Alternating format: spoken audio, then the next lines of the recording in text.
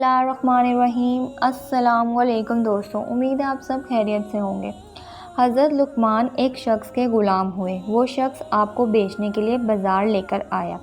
جب بھی کوئی شخص آپ کو خریدنے کے لیے آتا، آپ اس سے پوچھتے، تم مجھے کس کام کے لیے لینا چاہتے ہو؟ ہر کوئی اپنا مقصد بیان کرتا۔ جیسے ہی وہ آپ کو اپنا مقصد بیان کرتے، آپ سے کہتا، اس کام کے لیے لے کر جانا چاہتا ہوں، غلام بنانا چاہتا ہوں، آپ کو خریدنا چاہتا ہوں، تو آپ کہتے تو مجھے نہ خریدو تو بہتر ہے۔ آپ ایسے غلام تھے جس پر کسی آقا کی زبردستی نہیں چل سکتی تھی، لیکن آپ اپنی مرضی سے اس شخص کے ساتھ جانا چاہتے تھے جو آپ کو صحیح مقصد کے لیے لے کر جانا چاہتا تھا۔ ایک بار ایک شخص آپ کو خریدنے کے لیے آیا۔ آپ نے سب سے پہلے پوچھا، مجھ سے کیا کام لوگے؟ کس مقصد کے لیے مجھے خریدنے آئے ہو؟ اس شخص نے کہا، میں آپ کو اپنے گھر کا چوکیدار بناؤں گا۔ آپ نے اس سے زیادہ سوال نہیں کیا، نہ اس سے زیادہ بات کی۔ آپ سمجھ گئے اس شخص کا کیا مقصد ہے، مجھے خریدنے کا۔ آپ نے کہا، ٹھیک ہے، مجھے خرید لو، میں آپ کے ساتھ جانے کے لیے تیار ہوں۔ چنانچہ وہ آپ کو خرید کر گھر لے گیا۔ اب جس بستی میں آپ کا گھر تھا، وہاں ان کی 3 بیٹیاں تھیں جو بہت گنہگار تھیں، یعنی غلط کاموں میں مبتلا تھیں، فاحشہ تھیں۔ 3 فاحشہ بیٹیوں کے درمیان ایک باپ تھا۔ یہ اپنے باپ کا کہنا نہیں مانتی تھی۔ اس کو شک ہوا، میرے پیٹھ پیچھے غلط کام کرتی ہیں، حرام کام کرتی ہیں، تو مجھے ان کی نگرانی کے لیے کسی کو رکھنا پڑے گا، کیونکہ وہ شخص زمینوں پر، کھیتوں پر کام کرنے کے لیے چلا جاتا تھا اور اس کی بیٹیاں اس کے پیچھے ہی کام کرتی تھیں۔ اس لیے اس نے آپ کی بانی کے لیے گھر سے باہر بٹھوانے کے لیے خریدا تھا۔ ایک دن وہ شخص جاتے وقت دروازہ بند کر کے آپ کے پاس آیا اور آپ کو پاس بٹھا کر کہا، گھر میں میری بیٹیاں موجود ہیں، میں نے ضرورت کی تمام چیزیں انہیں دے رکھی ہیں، یعنی کھانے پینے کی۔ کسی کام کے لیے باہر نہیں نکلنا پڑے گا۔ اگر وہ دروازہ کھولنے کے لیے کہیں تو ہرگز کھولنا نہ۔ یہ کہہ کر وہ چلا گیا۔ اب باہر بیٹھ گئے، اللہ کا ذکر کرنے لگے۔ کچھ دیر بعد لڑکیوں نے دروازہ کھٹکھٹاتے ہوئے کہا، جلدی سے دروازہ کھول لو۔ انہوں نے بہت اصرار کیا، آپ نے دروازہ نہیں کھولا۔ آخر لڑکیوں نے پتھر مار مار کر آپ کو زخمی کر دیا۔ آپ کے سر سے خون بہنے لگا۔ آپ نے سارا خون صاف کر دیا اور شام تک دروازے پر بیٹھے رہے، لیکن دروازہ بالکل نہیں کھولا۔ جب مالک آیا تو آپ نے اسے کچھ نہ بتایا اور نہ کسی قسم کی کوئی شکایت کی۔ دوسرے دن لڑکیوں نے دوبارہ دروازہ کھولنا چاہا، لیکن آپ نے انکار کر دیا۔ انہوں نے دوبارہ وہی عمل دہرایا، آپ کو پتھر مار مار کر زخمی کر دیا۔ آپ کے سر پر پتھر لگے اور خون بہنے لگا۔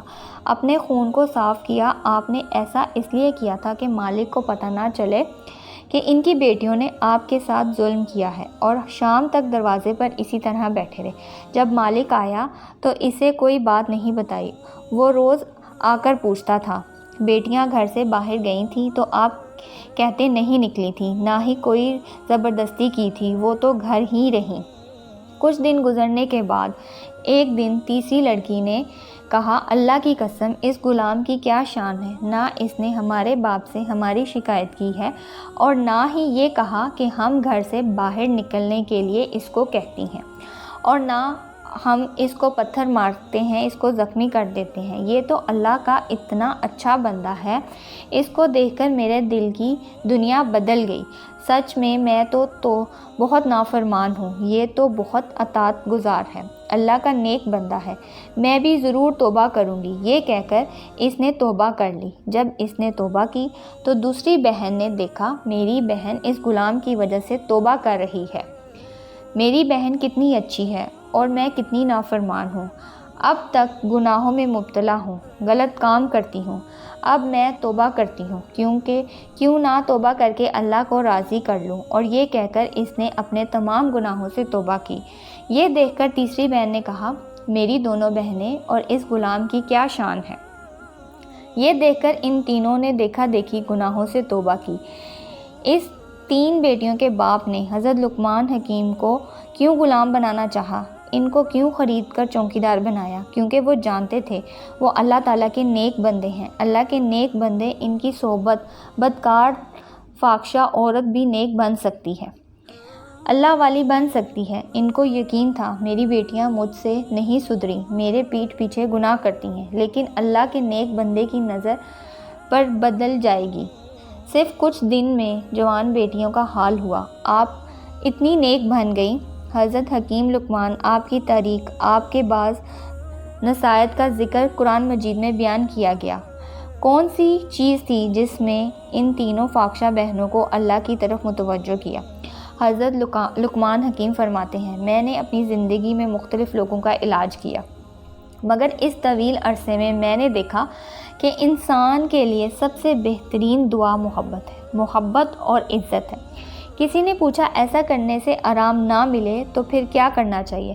آپ مسکرائے اور بولا، دوائی کی مقدار بڑھا دو۔ اللہ نے ان تینوں بہنوں کو عزت دے دی۔ ان کو سب بدکار سمجھتے تھے، ان کے باپ نے ان پر سختی کی، انہیں گھر میں بند کیا، چوکیدار بھی بٹھایا، لیکن آپ نے صرف ان کو عزت دے کر ان کا چرچا نہیں کیا۔ اس طرح اللہ تعالیٰ گنہگاروں کے دلوں کو بھی بدل دیتا ہے۔ انسان کیسا ہے یہ تو اللہ بہتر جانتا ہے، اور کس نیک بندے کی وجہ سے کس کا دل بدل جائے، وہ اپنے گناہوں سے توبہ کر لے، یہ اللہ بہتر جانتا ہے۔